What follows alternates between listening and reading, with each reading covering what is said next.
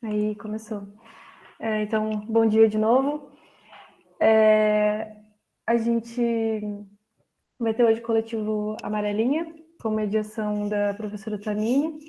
Eu me chamo Ana Flávia, eu sou representante do Cacau, eu sou do 4º ano e queria agradecer a presença de vocês todos hoje.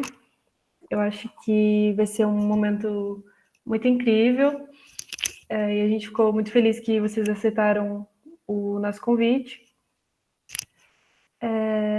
Então, a nossa mediação hoje é da professora Tamine, que é do Departamento de Arquitetura aqui da UEL.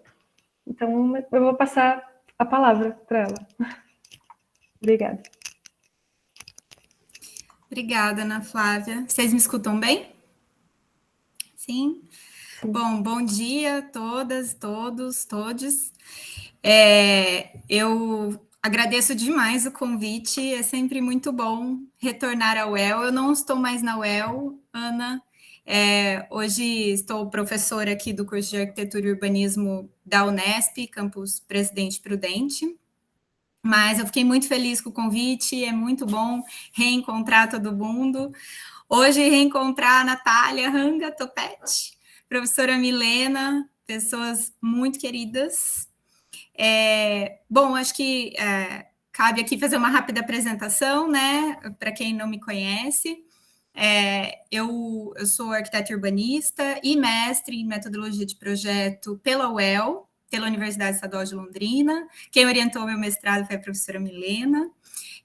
E tenho doutorado pelo Instituto de Arquitetura e Urbanismo da USP de São Carlos. E hoje estou aqui, né, docente no curso da Unesp Presidente Prudente.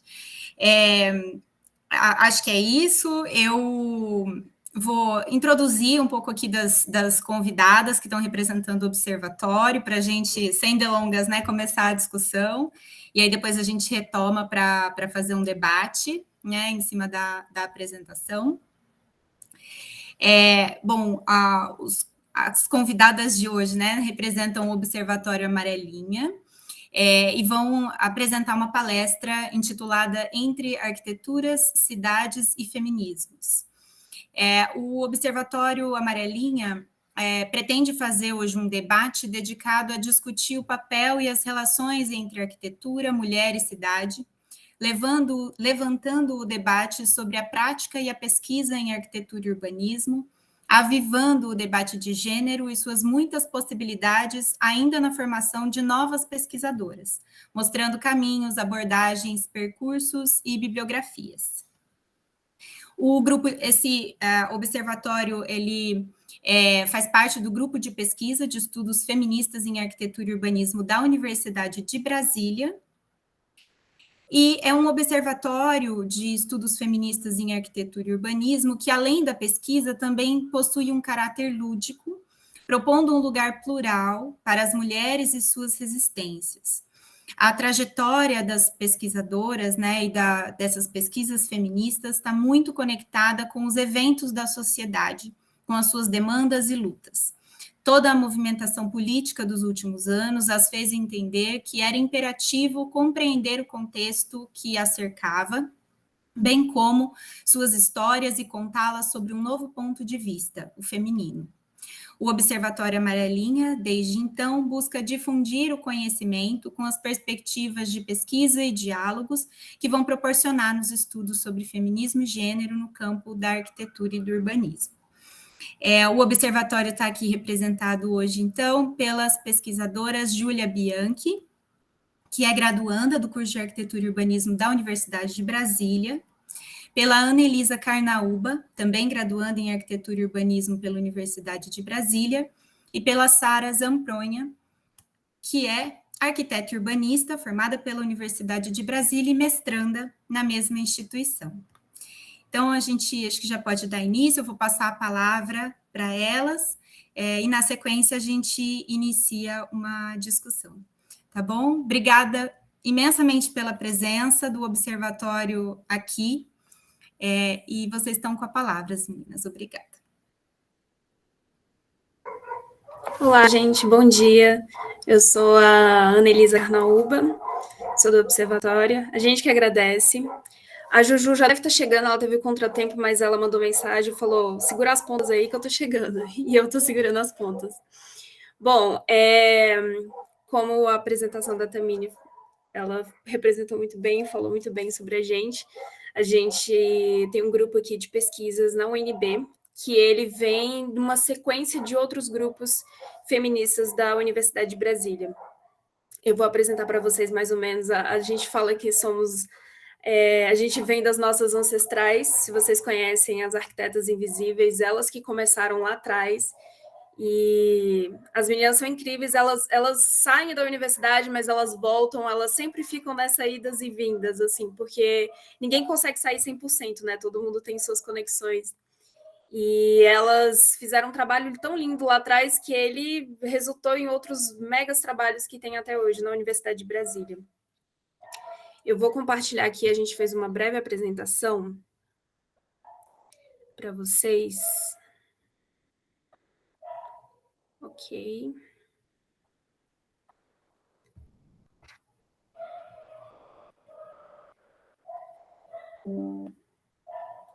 Bom. Eu não sei, eu não consigo ver vocês, então se alguém puder me dizer se vocês estão conseguindo ver. Tá aparecendo. Tudo certo. Sim. Perfeito. Bom, então vou apresentar para vocês o Observatório e a nossa trajetória dentro da Universidade de Brasília.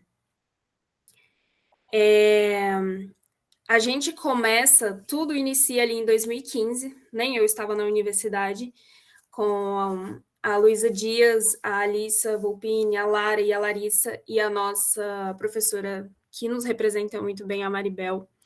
Elas começam a se questionar quanto à participação das arquitetas dentro da universidade.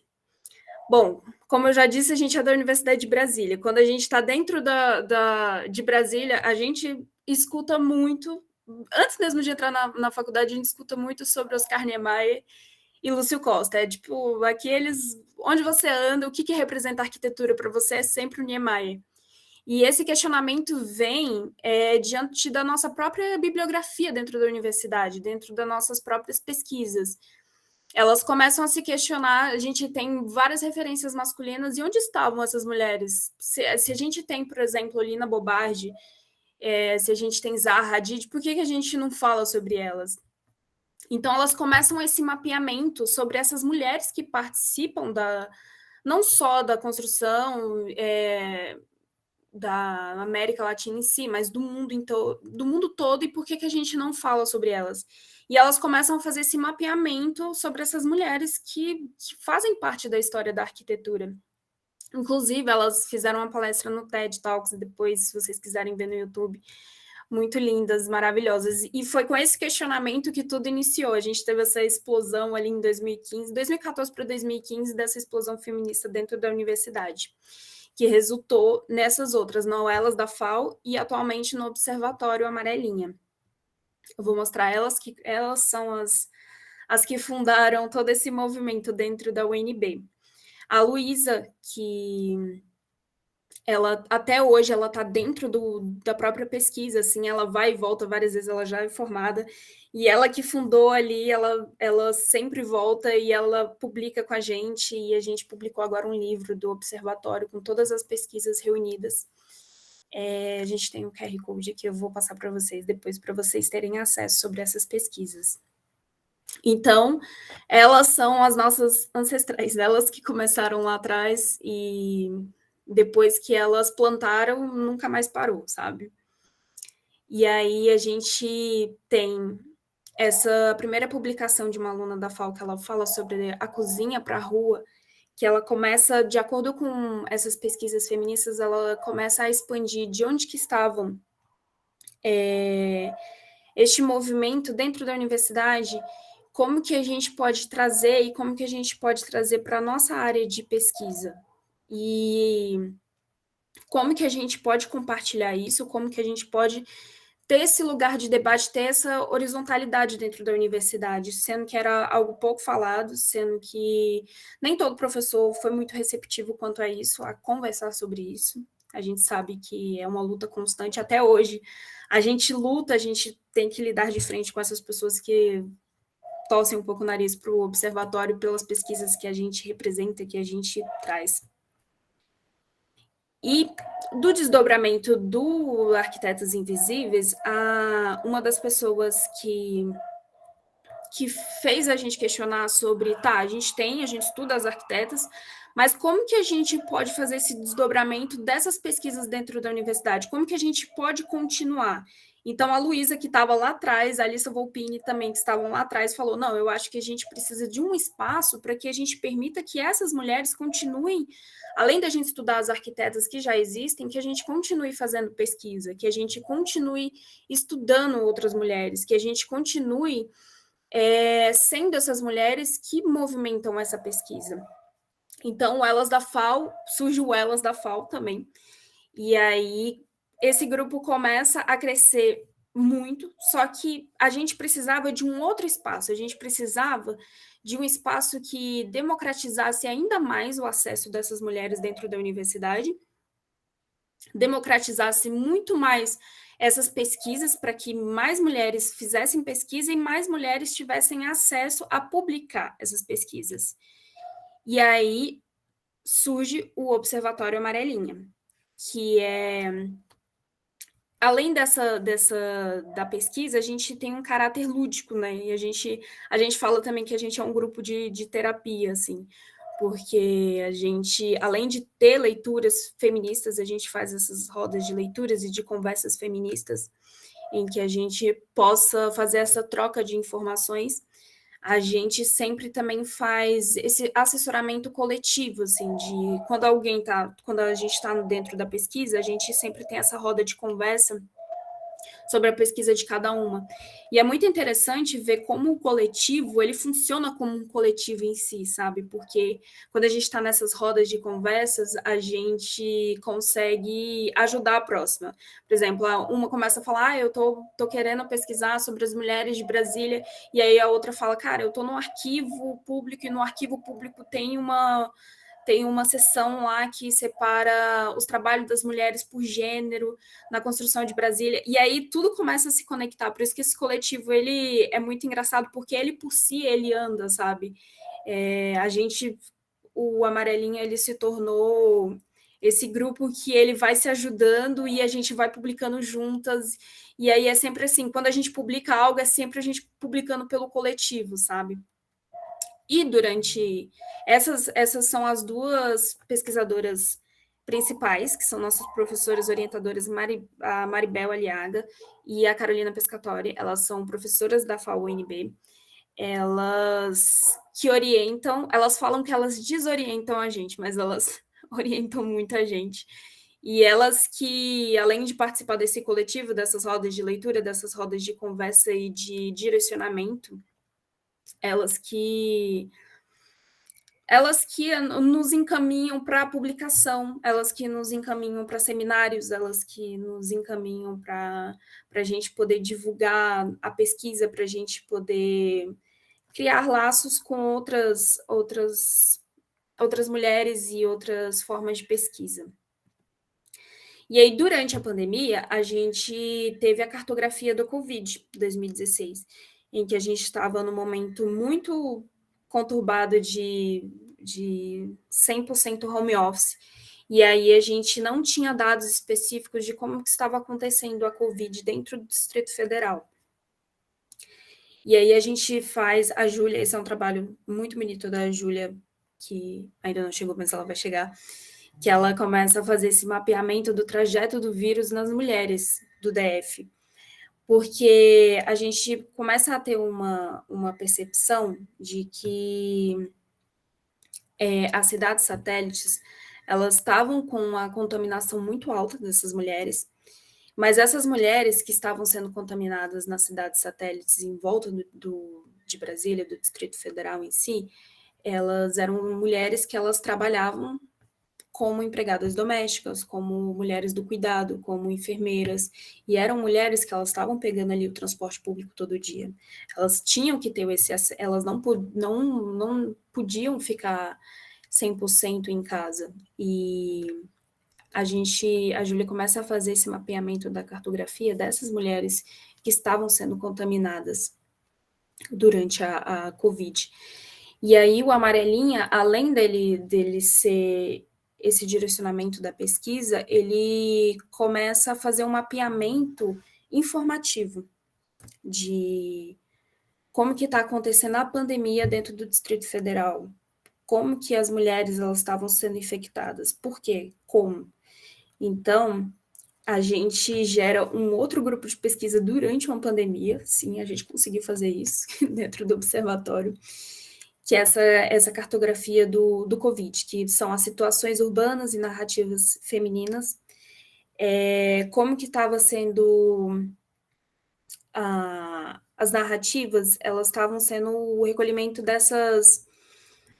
mesmo do depoimento dessas mulheres, como que elas estavam circulando pela cidade e como que estava sendo durante a pandemia. Então, tem também a domesticidade do vírus, que foi um projeto da Iriane, que ela começa a falar sobre esse espaço do confinamento e como que estava sendo até a saúde mental dessas mulheres, que elas precisavam ficar em casa cuidando, enfim, da vida doméstica e uma pandemia que a gente não sabia direito o que estava acontecendo. Então, todos esses PIBICs que geraram artigos, que geraram um livro, vocês têm acesso no nosso livro digital, se vocês quiserem ler depois. E aí, durante a pandemia, que a gente se tornou esse grupo de informações da estatística, de cartografia, mobilidade, números e principalmente dessas narrativas dessas mulheres que estavam vivenciando a Covid tanto dentro quanto fora de casa. Esse é o livro que a gente publicou agora em março. Vou disponibilizar o QR Code para vocês depois, para vocês terem acesso a todas essas pesquisas que as meninas fizeram. Essas são as colaboradoras, como eu disse, a Maribel, a Pescatori, a Ana Laterza, a Luísa, eu, a Bia, a Júlia, que fez esses mapas lindamente. E aí, a gente sempre tem... quando a gente termina um projeto, a gente sempre inicia outro. E aí, falando sobre mulheres e todas essas interseccionalidades, essa questão da casa, da cidade e o direito do deslocamento, do controle mesmo dentro de Brasília e do Distrito Federal em todo, a gente começa a perceber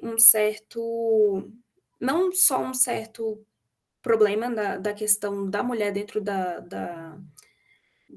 de Brasília, mas a questão também da narrativa da mulher em Brasília, de onde estavam essas mulheres em Brasília, não só na construção, mas no direito mesmo da cidade, sabe? Quando a gente começa fora da pandemia, quando a gente começa a ocupar de fato a cidade, a gente começa outros questionamentos. E aí surge um novo projeto, que é o projeto da Revista Brasília, que o projeto da revista, a gente começa a ter acesso a essas revistas que foram publicadas durante a construção de Brasília. As revistas que foram publicadas durante a construção de Brasília, elas são revistas da Nova Cap, que era a companhia urbanizadora da nova capital do Brasil, e ela tinha o objetivo de documentar a construção de Brasília. Ela teve, assim, mais ou menos uns 6 mil exemplares que eram distribuídos gratuitamente e para quem tinha assinatura. E essas revistas, elas eram como um diário de Brasília, de tudo que estava acontecendo na construção de Brasília. O andamento, o protagonismo masculino que estava acontecendo. E era sempre muito isso, sabe? Quando a gente começou a observar e ter esse trabalho mesmo, que era um trabalho...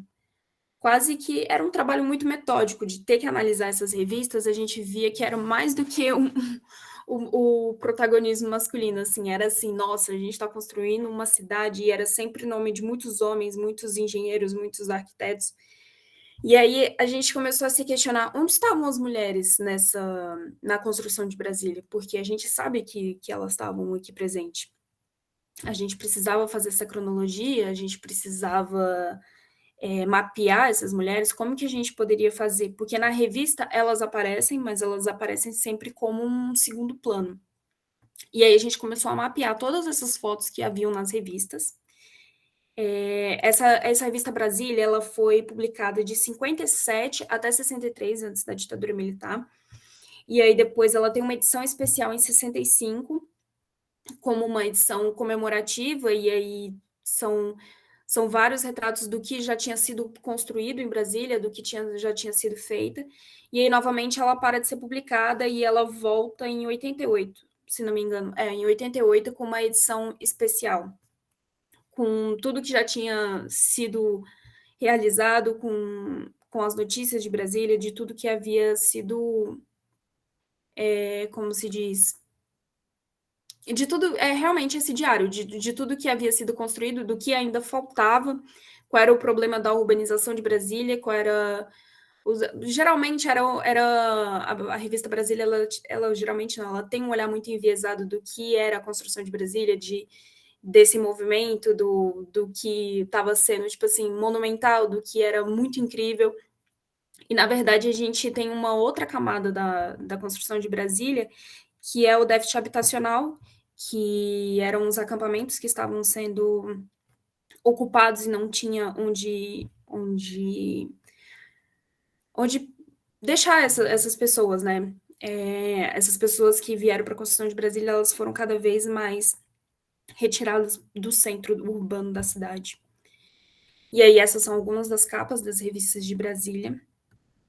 E o principal objetivo da revista Brasília era ampliar e revisar essas questões que relacionam a mulher na cidade, as transformações também da cidade, qual era o papel na produção da cidade e compreender a invisibilidade dessas mulheres, e era também analisar a formação da capital, por um outro lado, contextualizar, caracterizar e identificar a participação dessas mulheres, e caracterizar os projetos produzidos por mulheres.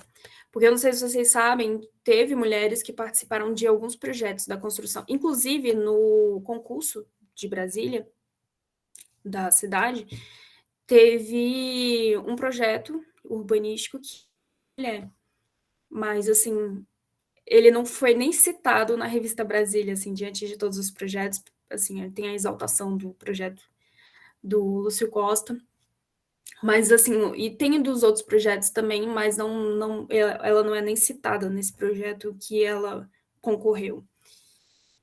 E aí, essa aqui são a seleção de algumas fotos que a gente foi mapeando da revista Brasília. Essa primeira foto aqui, ela foi retirada de agosto de 57, e a Mary Martin, que era uma estrela de dica no mapa onde vai ser Brasília. Isso foi numa feira mundial de comércio em Nova York. Então, essas mulheres que elas aparecem na revista, a gente começou a perceber que elas tinham, as que apareciam com uma certa importância na revista, elas tinham um protagonismo dentro da própria sociedade, sabe? Eram mulheres que elas já tinham certo histórico, que a gente catalogou elas como as celebridades, elas já tinham uma certa importância para elas aparecerem como primeiro plano na revista. A segunda imagem é de março de 57, e são senhoras que elas estão acompanhando os seus maridos, que eram engenheiros na época, que eram Israel Pinheiro e Bernardo Saião, e eram homens importantes na dinâmica da construção da cidade. Então, essas mulheres, elas estavam aqui, elas vinham acompanhadas dos seus maridos, e elas sempre, na revista, as que aparecem, elas sempre aparecem como esse plano de fundo, assim. Mostram elas sempre como acompanhantes. Não aparece nenhum nome delas, né? E essa terceira imagem de junho de 57 é uma mulher pedindo autógrafo pro Craveiro. Ou seja, era sempre...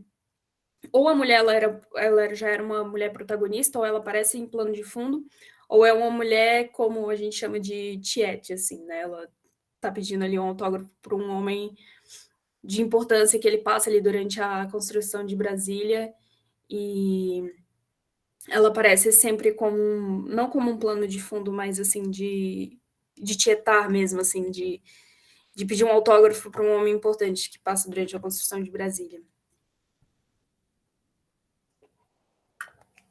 Bom, a gente pode ver aqui, haviam muitas reuniões, obviamente, para consolidar essa construção, para alinhar as ideias. E essa primeira imagem 4, ela foi retirada da revista de janeiro de 1958, no Salão de Exposições do Ministério da Educação e Cultura, e era o objetivo de mostrar ao público uma ideia de desenvolvimento do trabalho na construção da futura capital. E aí a gente pode ver uma sala cheia de homens, e lá no fundo a gente viu uma mulher. Não sei se ela era a única aí, mas a gente pode ver que ela está bem no plano de fundo, bem escondida ali. Ou seja, tinha essa participação, mas era uma participação muito apagada, né? Muito, mesmo, como eu já repeti várias vezes, de plano de fundo. A imagem 5 aqui é retirada de junho de 58, que é o Juscelino com a Sara Kubitschek, na transmissão do jogo do Brasil-Suécia na Copa do Mundo. E aí, essa é a Sara Kubitschek, ela sempre vai aparecer Ela é a que mais, assim, a família do Juscelino aparece muito durante as visitas dele, principalmente quando ele constrói a igrejinha, que era uma promessa que ele tinha. E sempre essa imagem dessas mulheres que acompanham ele, mas com esse protagonismo da família dele, né? E a gente percebe, como eu falei das mulheres que quando chegavam homens importantes, que elas pediam autógrafos, elas estavam ali sempre por perto. Essa imagem é do Israel Pinheiro com o padre Renato Zigiotti, que veio a Brasília, e aí tem um reconhecimento dos serviços prestados, né, pela nova CAP da congregação, e aí ela está bem no fundo ali. A gente entende que tem essa imagem essa presença da mulher, mas a gente não sabe muito bem aonde, né? E a última imagem, de fevereiro de 57, a gente vê o aparecimento dessas mulheres também no trabalho, durante a construção, que eram essas secretárias. Durante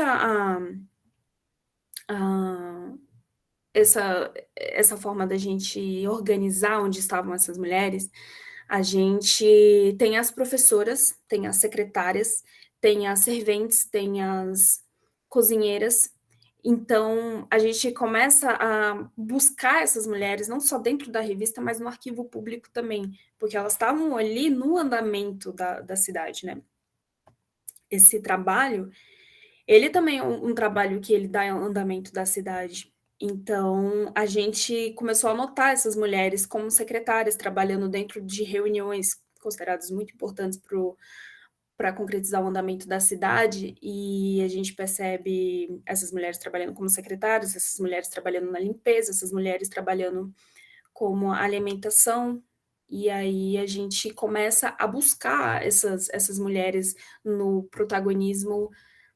É literalmente isso, o nosso objetivo final da revista, que a gente está publicando uma nova revista agora, é dar protagonismo a essas mulheres que elas estavam como plano de fundo e como apagamento, assim, como apagadas do objetivo dessa construção da cidade, né? E aí, a gente tem outras imagens aqui lembra que eu falei da escola? Muitas escolas foram sendo inauguradas durante a construção de Brasília, porque vinham engenheiros, vinham as pessoas que trabalhavam no serviço público, e eles vinham com a família. Então, como que você dá assistência para toda essa família? Você precisa de escola.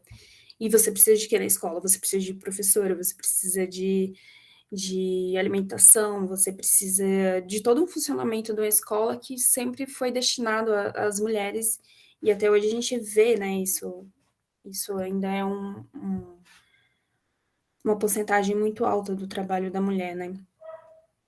E a gente começa a fazer essas montagens de mesmo resgatar essa memória dessas mulheres, não só na questão da própria construção, assim, em toda da cidade, mas da certa questão do desenvolvimento de algo, né?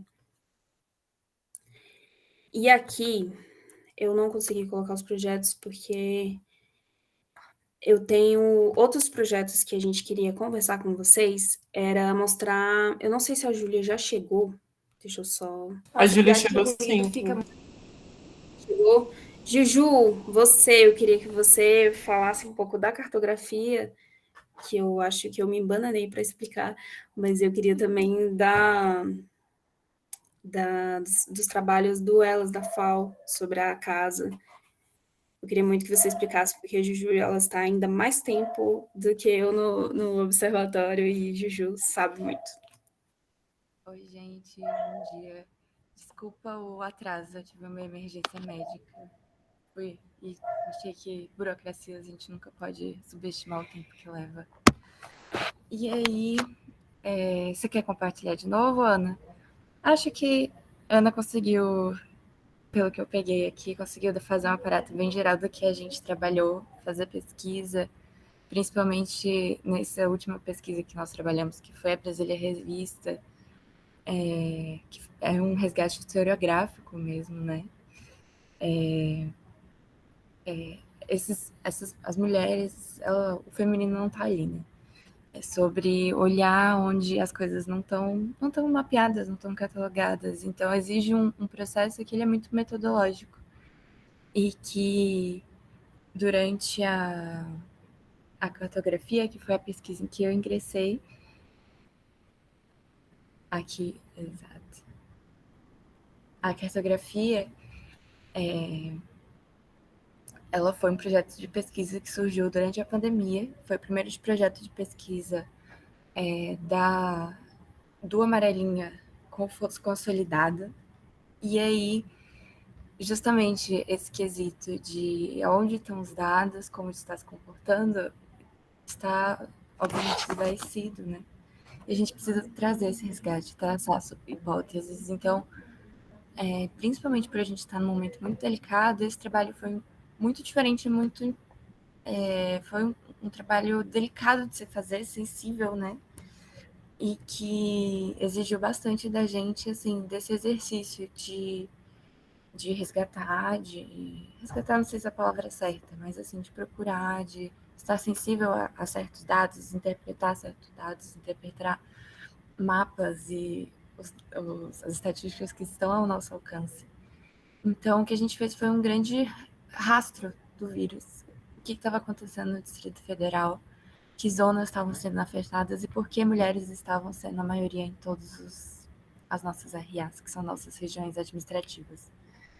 E essa foi um momento em que o observatório se uniu com a galera da física, porque a gente percebeu que de estatística a arquitetura não estava entendendo nada. Então, a interdisciplinaridade foi muito importante para a gente trabalhar esses temas.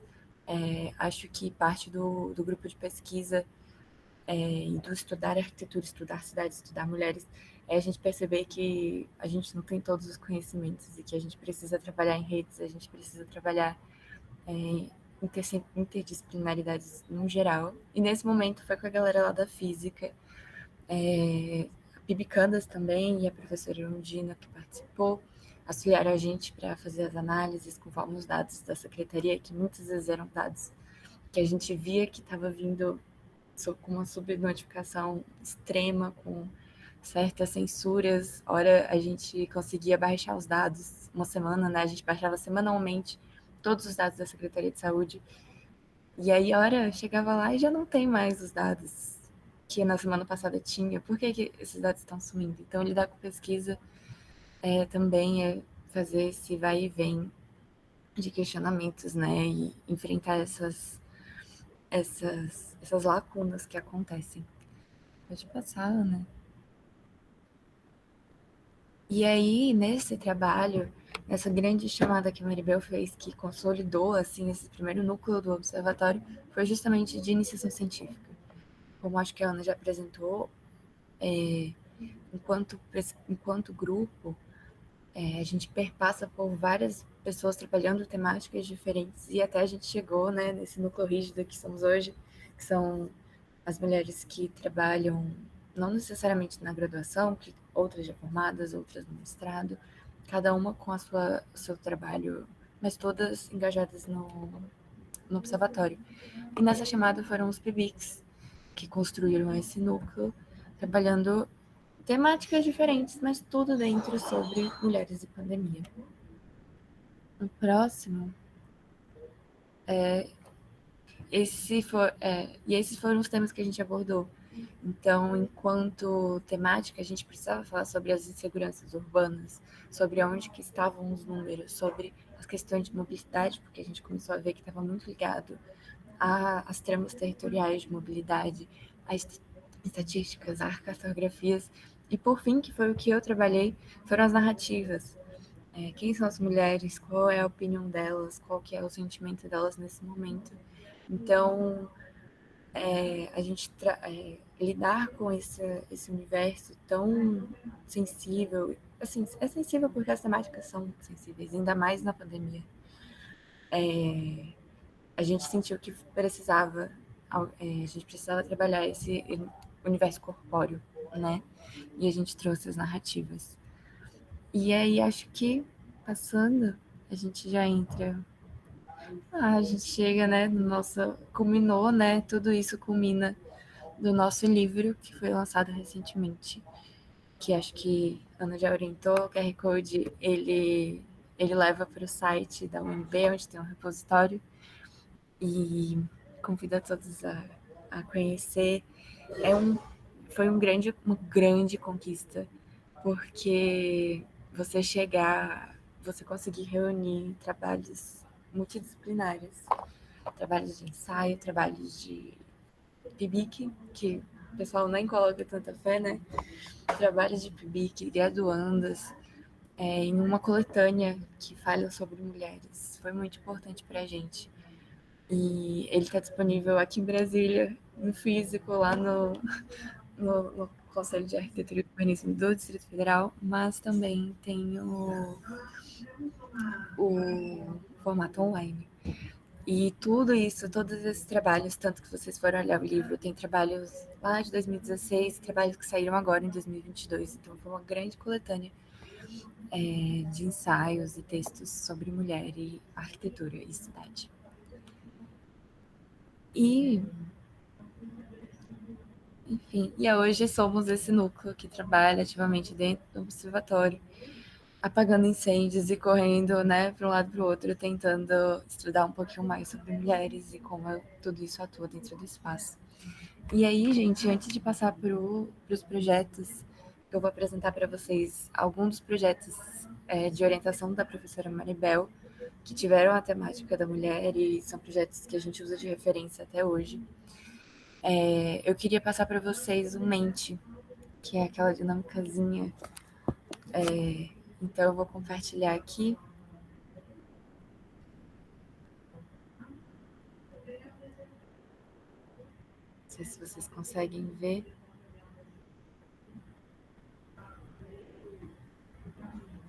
Tá funcionando?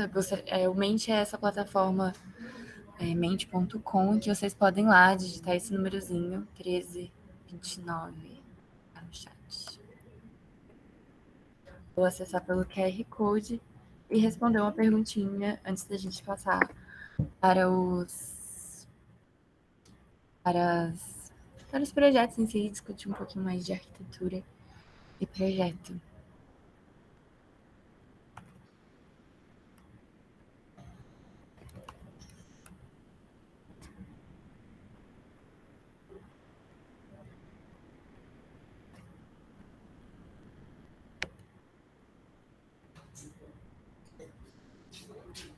A pergunta para vocês, antes da gente pensar, a gente queria ver de vocês, né, o que vocês pensam que seria uma cidade feminista. Ou uma arquitetura feminista, acho que faltou também a arquitetura aí. Mas o que seria um fazer feminista da arquitetura e do urbanismo?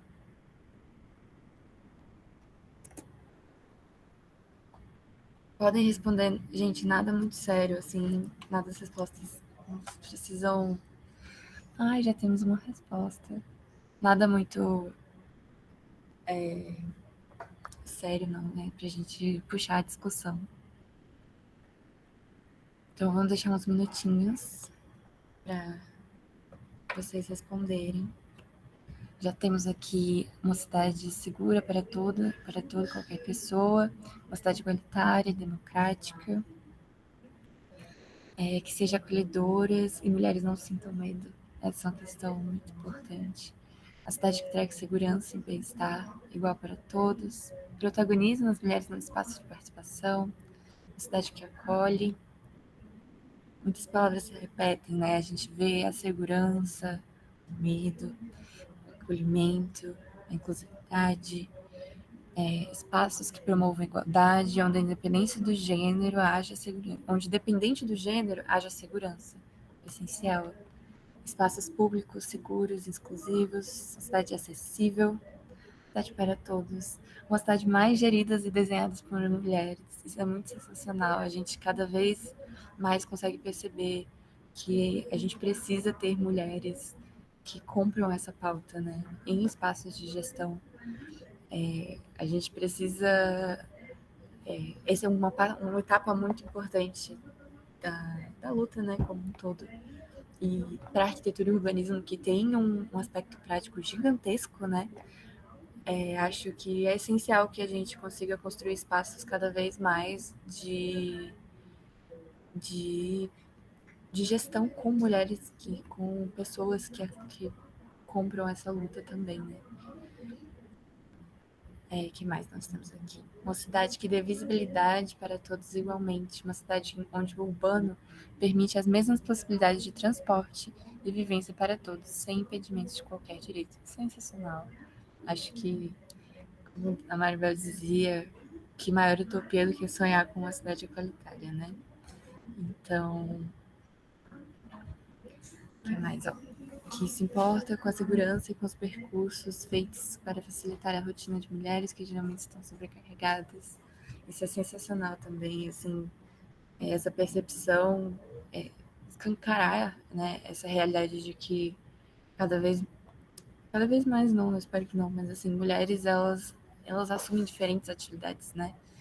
E isso, quando a gente espacializa isso na cidade, a gente vê que ela não só sai da casa dela e vai para o trabalho, né? Ela sai da casa dela, ela vai deixar o filho na escola, ela vai para o supermercado, ela faz a farmácia, ela vai para o trabalho dela, ela volta e precisa resolver outras coisas familiares. Então, é preciso entender essa realidade dispersa, né? E que essas sobrecargas, elas existem e precisam ser encaradas dentro do urbano.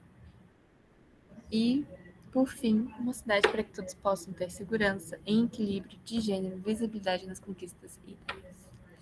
Gente, vocês são sensacionais. Eu vou passar agora, então, para o primeiro trabalho, que é o trabalho da Sara.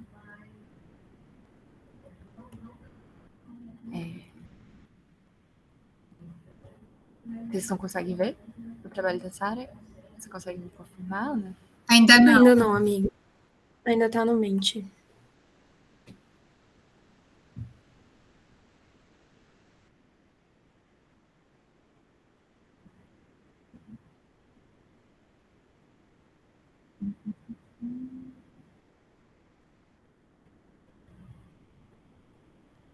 Aqui.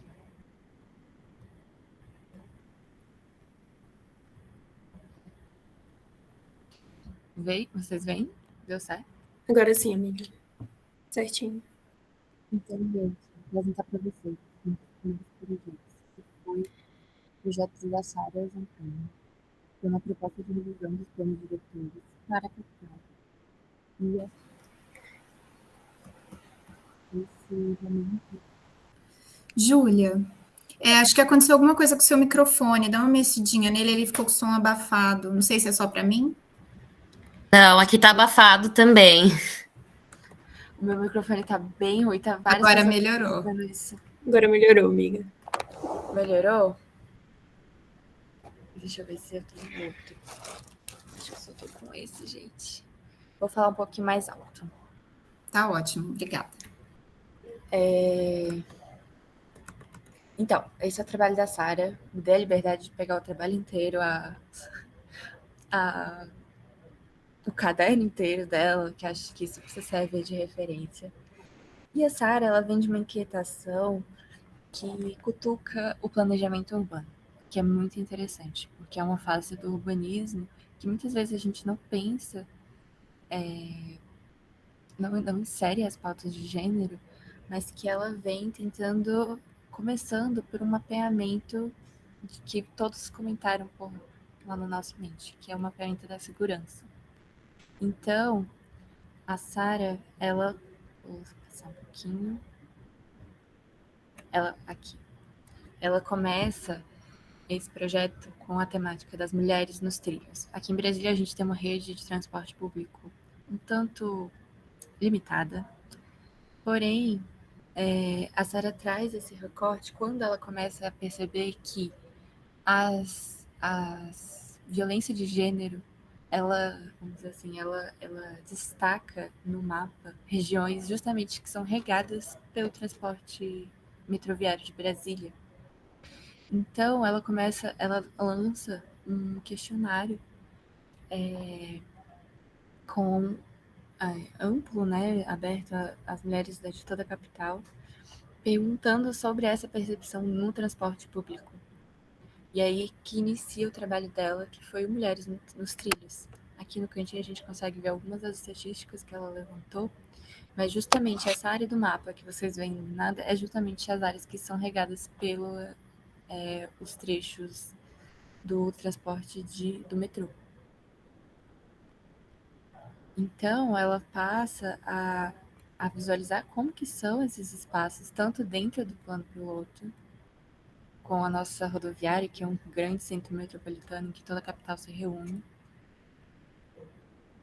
e alguns outros pontos que são alimentados pelo metrô de Brasília. Então, ela vai na cidade de Águas Claras, né, na RA, como a gente chama, né, de Taguatinga, analisando os depoimentos, analisando a parte qualitativa e levantando os dados a partir do questionário.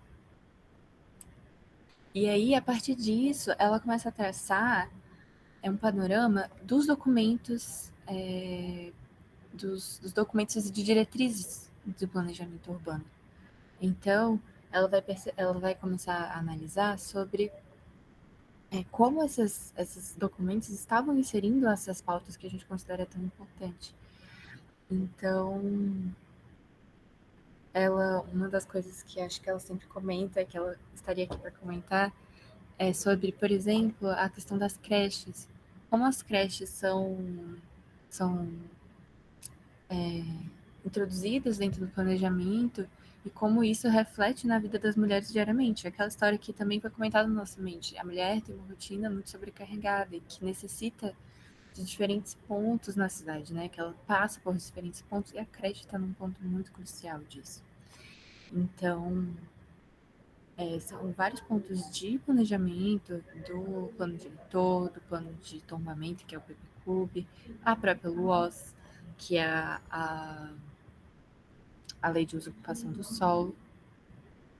E ela faz essa grande revisão de documentos importantíssimos para realmente a introdução em políticas públicas voltadas para os direitos da mulher e a cidade, né? O documento é bem grande, vou passar para frente, só para vocês terem uma ideia de como aconteceu, mas ela traz o documento e faz a proposta de revisão. E é isso, basicamente. O trabalho da Sara é sensacional. Eu gostaria muito de falar para vocês que isso tudo está no ISU, porém, a gente descobriu recentemente que o ISU está com uma limitação, né? Não sei se vocês receberam, eu percebi ontem. E aí, tipo assim, tá faltando, não estão aparecendo os trabalhos lá porque são trabalhos muito grandes.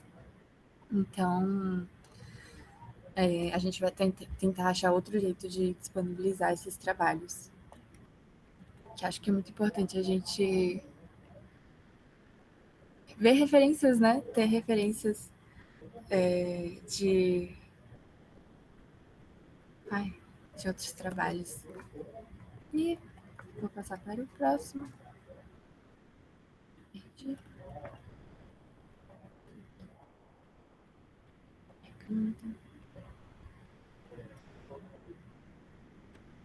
E aí a gente passa para o trabalho de arquitetura. A gente viu o urbanismo e o planejamento urbano, né? E chegamos na arquitetura. Esse trabalho é o trabalho da Cecília Almeida, também nossa integrante do Amarelinha. E ela fez esse trabalho, é o trabalho de diplomação dela, o trabalho final. Foi desenvolvido em 2022. E ela traz a proposta de um museu dedicado à memória das mulheres. Na capital, como a Ana apresentou, nós temos toda a narrativa da construção, né? E no meio de toda essa movimentação do Brasília Revista, a Cecília chega com a proposta do museu, sendo um museu dedicado às mulheres que estavam em Brasília, né? E ela busca referências em outros lugares que já tem, não são muitos, mas tem museus dedicados especialmente à memória da mulher. E ela faz um gesto muito interessante, que é justamente implantar o museu dela dentro do museu da Memória Candanga, que está inserido num espaço de memória da cidade, que é o Núcleo Bandeirante, que antigamente se chamava Cidade Lírica, que foi um grande acampamento que se tornou região administrativa, né? E que lá possui o Museu da Memória Candanga. E aí, Museu Vivo da Memória Candanga. E o candango, ele retrata a própria palavra, né? Ele retrata os moradores no geral, mas a história específica das candangas, ela não está pontualmente registrada. E ela traz, no gesto quase subversivo, assim, ela traz para dentro do Museu da Memória Candanga o Museu da Mulher em Brasília.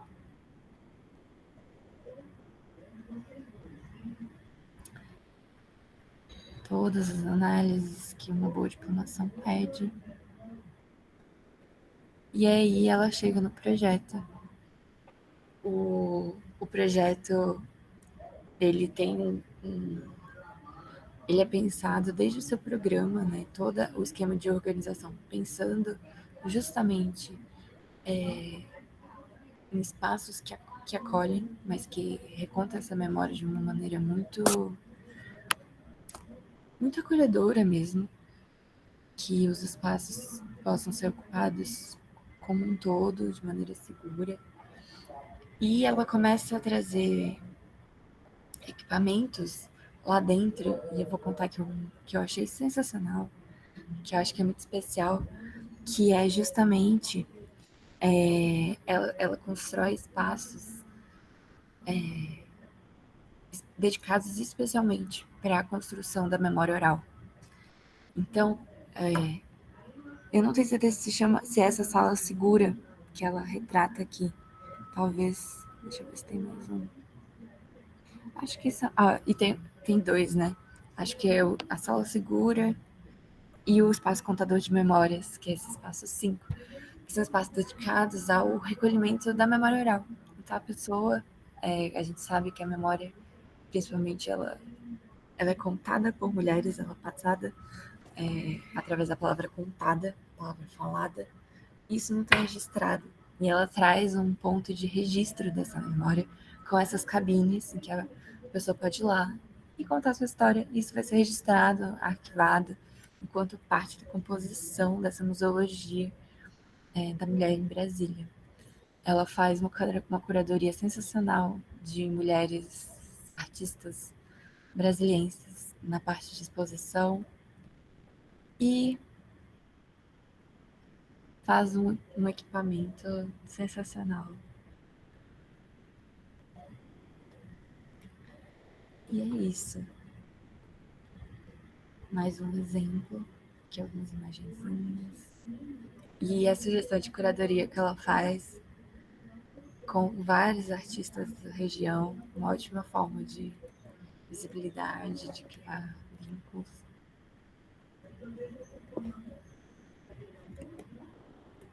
E vamos para o próximo. E o último que eu vou mostrar para vocês, na verdade o último não, tem mais dois, que eu acho sensacional. É o trabalho da Nádia, das refugiadas urbanas. Nádia também chega com a proposta para Maribel, querendo trabalhar com mulheres e pensando sobre casas de acolhimento, sobre possibilidades desses espaços de acolhimento para mulheres em situação de vulnerabilidade. E aí ela se depara com um cenário que ele é um tanto assim, eu não digo inédito, assim, mas estava muito próximo, né? Essa foi uma observação a nível prático mesmo, que durante a pandemia, as populações em situação de rua no Distrito Federal, principalmente no Plano Piloto, que era onde a gente tem um contato muito próximo, né, com a universidade, estavam crescendo, cresceram exponencialmente. E aí a Maribel chega com essa proposta. E por que não as refugiadas urbanas, né? A gente está falando sobre casas de acolhimento, sobre formas de acolhimento, por que não pensar sobre essas mulheres? E aí a Nádia vai trabalhar de uma forma muito sensível, muito com as mulheres em situação de rua. Ela reúne os dados que foram coletados pelo BSB Invisível, que é uma organização que trabalha aqui no Distrito Federal. Vai mapear essas mulheres, vai mapear os pontos de assentamento, né, que estavam crescentes. E mais importante de tudo, ela vai mapear a necessidade dessas mulheres. E quando você ouve, né, o que elas estão querendo enquanto necessidade, elas não estão falando sobre uma casa, elas não estão falando sobre um teto, existe uma superficialidade, não superficialidade, mas existe um plano de urgência que elas vão falar que elas precisam de água, elas precisam de absorvente, elas precisam de comida, elas precisam de fralda, porque muitas são mães. E diante disso, o escopo de construir uma grande casa de acolhimento não abarcava esse plano que era o da urgência, que hoje elas precisam de água, elas precisam de um lugar para trocar fraldas. Então, a Nádia, ela encontra no urbanismo tático uma forma de atender urgências. Não que a esfera do planejamento urbano, a esfera do desenvolvimento arquitetônico não fosse necessária, porque elas são, né, políticas públicas de qualidade, elas são necessárias, mas ela decide trabalhar com esse aspecto que é o da urgência. E acho que isso é um ponto muito interessante, uma abordagem muito bonita do trabalho dela. Para mim não está carregando, espero que para vocês estejam. Mas. Não está. Mas vamos esperar dar uma carregada, mas ela vai fazer isso, ela vai fazer esse mapeamento. Ela vai conhecer essas mulheres, ela vai lá descobrir a realidade das mulheres. Muitas dessas mulheres, elas tinham casa. Elas moram em barracos, em ocupações fora do Distrito Federal. E elas vêm para cá porque é a única oportunidade de trabalho. Então, elas trabalham com a coleta de lixo. Então, elas passam, por exemplo, 2 semanas corridas aqui no Plano Piloto e depois retornam para os seus barracos para cuidar de seus filhos ou para suas atividades. Então, ela conseguiu alcançar dimensões que foram muito interessantes. Enquanto alternativa de projeto, que a gente não está conseguindo ver, ficou muito. Referências. Deixa eu ver se o projeto está aqui no final.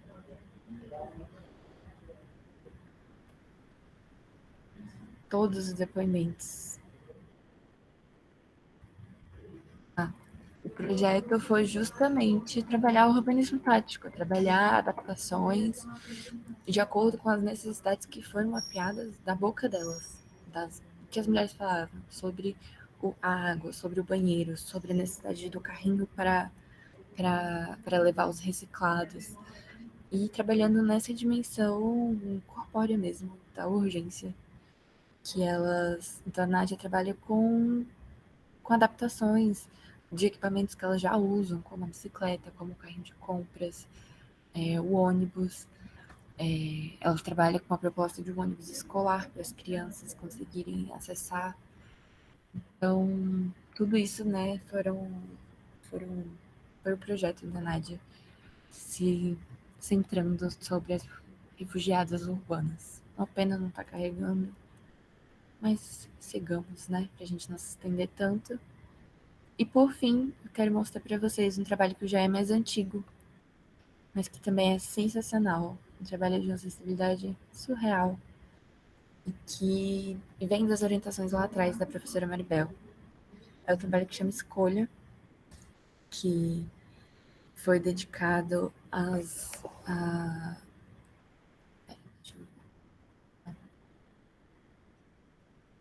um trabalho dedicado às clínicas de aborto. E a Valentina, foi um trabalho da Valentina, né?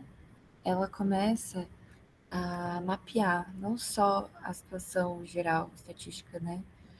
Dos clínicas pré-existentes, mas também como que são essas clínicas que já existem. Como que funciona internamente, enquanto objeto arquitetônico mesmo, como que funcionam esses espaços. E ela vai encontrar uma realidade muito bruta, assim. Espaços compartilhados em que a mesma mulher que está ali para fazer um aborto emergencial, ela está sentada do lado de uma pessoa que está parindo. Então, ela começa a mapear essas incongruências desde as clínicas, né, do espaço arquitetônico dessas clínicas. E ela traz um programa justamente acolhedor, justamente com a pauta do acolhimento.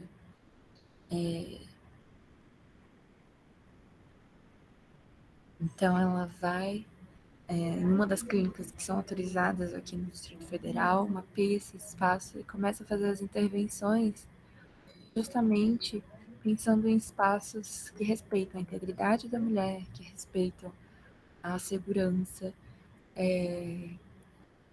e promovem como um todo, dentro da logística hospitalar, dentro da logística arquitetônica do edifício, essa proposta de acolhimento, né? E ela faz um trabalho incrível, que inclusive está publicado em forma de artigo, se a Ana puder colocar o link aqui para vocês verem.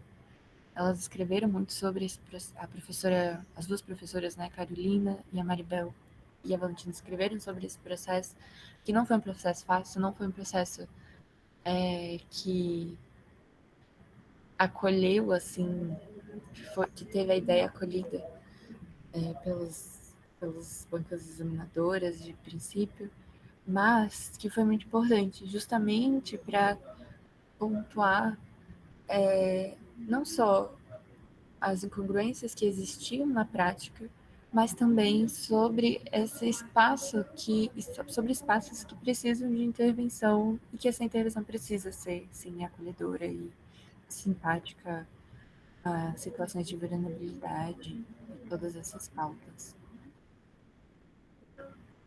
Esse é o edifício da Valentina. E convido a leitura. Amiga, não tá aparecendo a imagem. Tá como se fosse carregando. Não apareceu nada.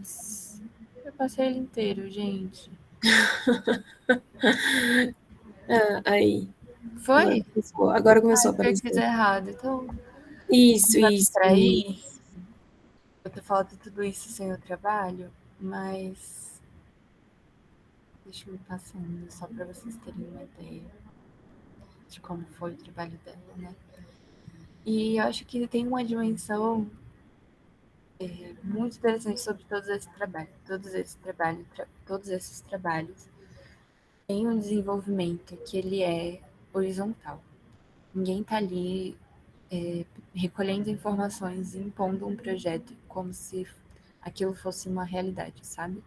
E acho que isso é um ponto positivo de você estar trabalhando em coletivos, né?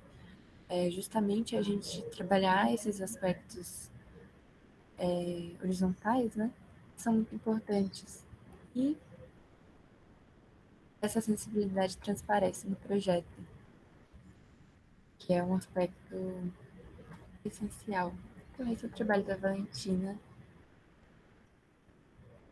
Acho que esse trabalho é de 2016, se não me engano. E é isso. Eu coloquei o link aqui para vocês acessarem, coloquei o link no chat para vocês acessarem a forma de artigo que a Valentina publicou com a Maribel e com a Pescatori a respeito da clínica de aborto. Para quem tiver interesse em acessar o trabalho, é um trabalho, como a Ju falou, muito sensível, e ela teve assim uma dinâmica de trabalho junto com a Maribel de recolher esses depoimentos e de propor essa clínica, essa obra arquitetônica de uma forma muito pontual, e que a gente até conversou, né, Ju, que durante a apresentação da Valentina, uma professora falou que arquitetura e aborto não tinham nada a ver uma coisa com a outra. E aí a Maribel falou, não, peraí, tem tudo a ver. Aliás, a gente está falando de questões urgentes, que estão super ligadas com a arquitetura. Então, para quem tiver interesse de conversar também a respeito sobre... Com a Valentina também, eu acho que a Valentina é uma pessoa super acessível para quem quiser continuar uma dinâmica de trabalho a respeito disso, porque é mais que essencial, é mais que urgente a gente conversar sobre isso, né? E aí é isso. Só para finalizar, gente, eu vou passar um segundo mente, só para a gente reunir aí Esse é uma nuvem de palavras. Deixa eu só compartilhar um linkzinho para vocês. Ai.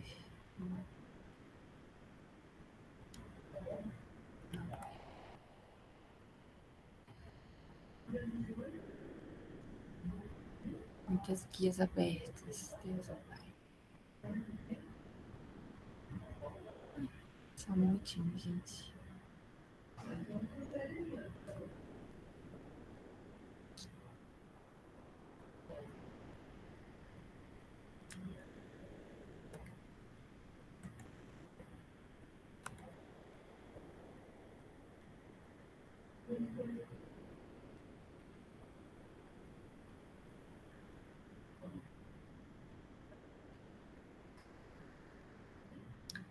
E só para a gente finalizar, gente, deixar aqui o código. Eu vou pedir para vocês colocarem até 3 palavras, assim, sobre que levantaram, que atravessaram vocês na colocação, na apresentação de hoje, para a gente ter esse registro, assim, de indagações, né, que acabam passando pela nossa mente durante esse momento de discussão.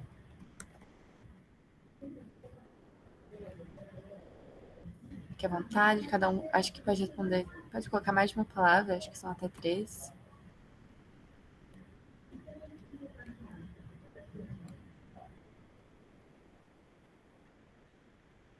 Aí é só entrar no site mente.com e colocar o códigozinho.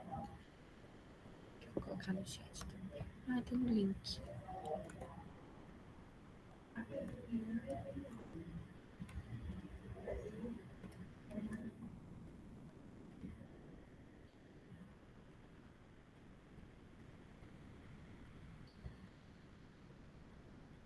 Ai, a gente já tá vendo aí palavrinhas surgindo: sensibilidade, relevância, protagonismo, dedicação, representatividade, muito importante.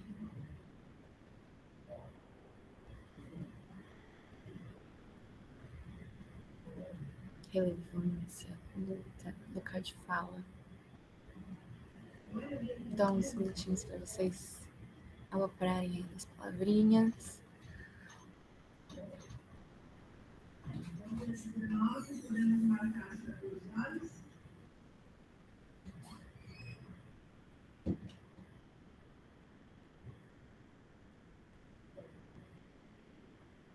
Cidade das amigas, acolhimento, equidade, segurança urbana, espaços plurais, dedicação.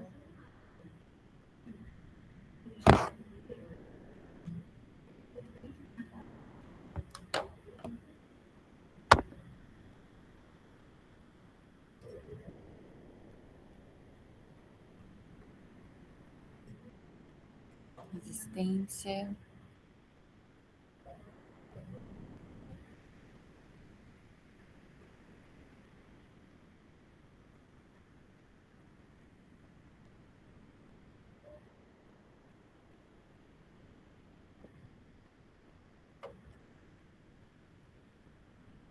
Vamos deixar mais um minutinho. E aí acho que passa a palavra para nossa mediadora para conduzir.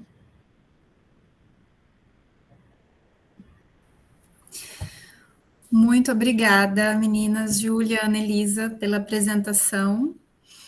E quero também parabenizar e agradecer pelo trabalho como um todo, né? Nossa, para mim foi uma aula, foi belíssimo. Assim, toca ver tanta energia dentro da universidade, da academia, desprendida num caminho tão importante, sabe? Então, assim, registrar o agradecimento e os parabéns para todas, né, do grupo, desde a orientadora e todo mundo, todas as autorias que estavam representadas aqui nos trabalhos que vocês apresentaram. Foi belíssimo, e parabenizar e agradecer o Cacau também, que está sempre provocando a gente com umas mesas com temas, né, tão, enfim, como as meninas disseram, urgentes, importantes. Mas foi muito legal, eu não conhecia o trabalho do Amarelinha, assim, claro, conhecia o nome da orientadora, né, a gente conhece as referências, assim, a gente tangencia alguns temas, mas foi uma aula mesmo, para mim, né, o que eu acho, assim, muito interessante é que no comecinho da fala da Annelise, ela já mostra que esse caminho, né, de abordar essa temática, de abraçar o feminismo e seguir com isso, né, é uma luta que começa dentro da própria universidade, né, então é muito interessante a gente ver um trabalho assim. É uma referência muito importante. Quando o pessoal do Cacau me chamou para mediar a mesa, eu falei assim, gente, mas eu nem pesquiso esse tema, né? Será? Não sei se eu vou contribuir, né? Claro, sou mulher, né? Então começa aí. Mas eu fico muito grata de ter tido a oportunidade, assim, de participar tão perto desse debate, conhecer esse trabalho. Foi muito legal. E eu gostaria de propor, assim, uma forma da gente conduzir o debate daqui para frente. Eu vou pedir para o pessoal que está participando registrar as considerações e as perguntas, principalmente, no chat. E aí vou pedir o socorro do Cacau para eles passarem as questões para o nosso docs que a gente tem aqui, para depois essas perguntas não se perderem. E enquanto o pessoal registra, eu gostaria, assim, de fazer uso aqui da palavra, usar esse espaço, primeiro para enfatizar algumas questões que me tocaram, assim, muito fundo nas apresentações das meninas. Quando eu falo meninas, me incomoda das mulheres, né?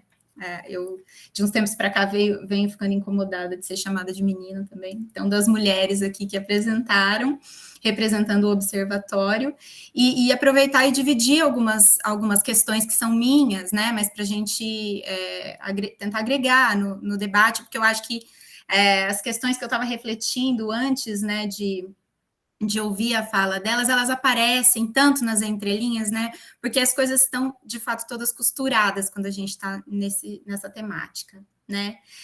Mas a primeira coisa que eu queria enfatizar, que eu achei belíssimo, é quando a Annelisa lá no começo fala que o observatório ele acaba funcionando como um grupo de terapia, assim, uma roda de conversa, e isso me toca porque, assim, de fato, ser mulher é uma condição.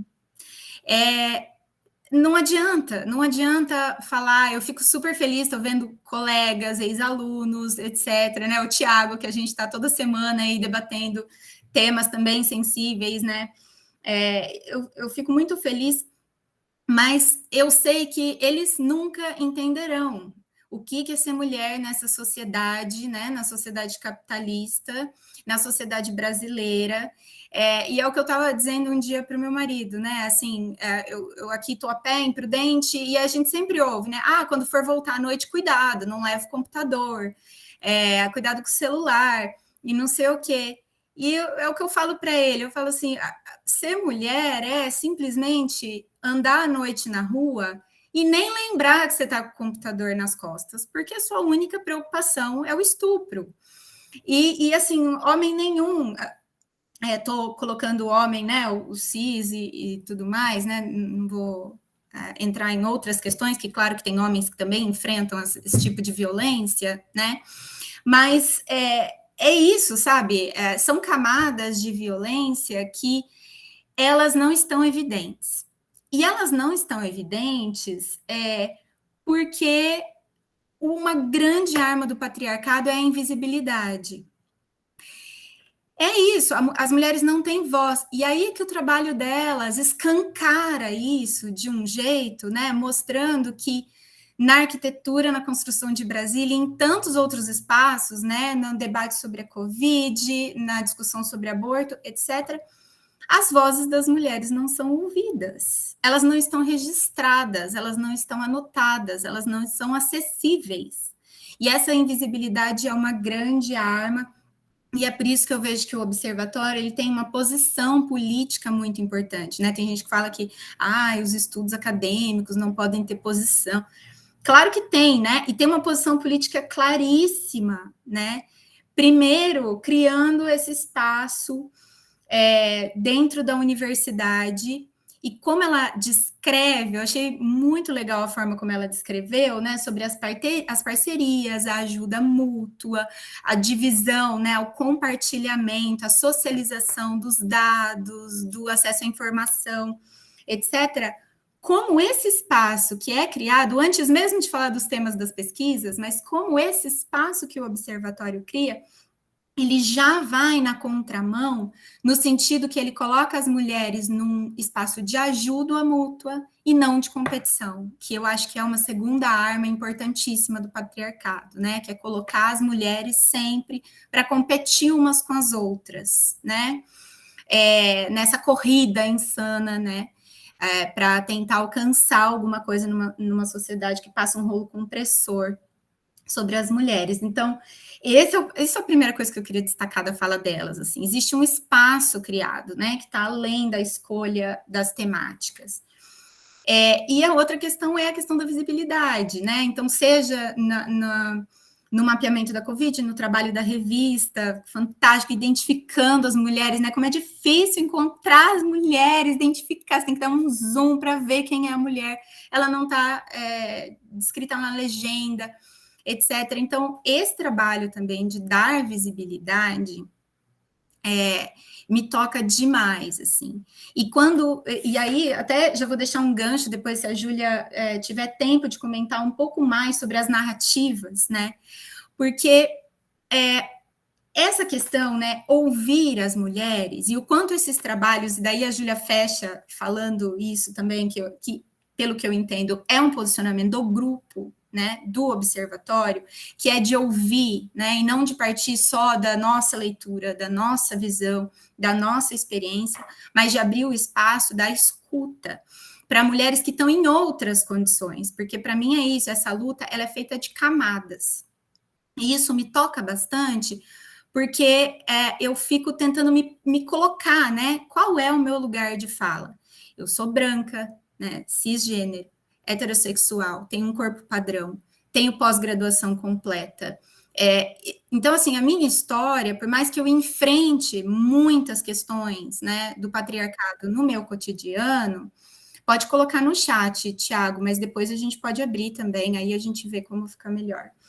Então, é claro que eu enfrento uma série de questões no meu cotidiano, mas eu tenho, assim, uma sacola de privilégios, entendeu? Que vão me colocando e que quando, né, aí sim, na minha pesquisa acadêmica, que eu pesquiso habitação social, sobretudo, a gente vai vendo que esses privilégios, eles me colocam numa outra posição, né? E me fazem refletir quando, assim, algumas falas de mulheres que estão em outras condições e que me tocam profundamente, sobre o feminismo branco, né? Então, quando o grupo se dispõe... Então, claro, quem está na universidade, né? Quem tem a oportunidade de estar na universidade, num grupo de pesquisa, fazendo pesquisa, se dedicar, né, ao seu estudo, à pesquisa, etc., já está em outra condição.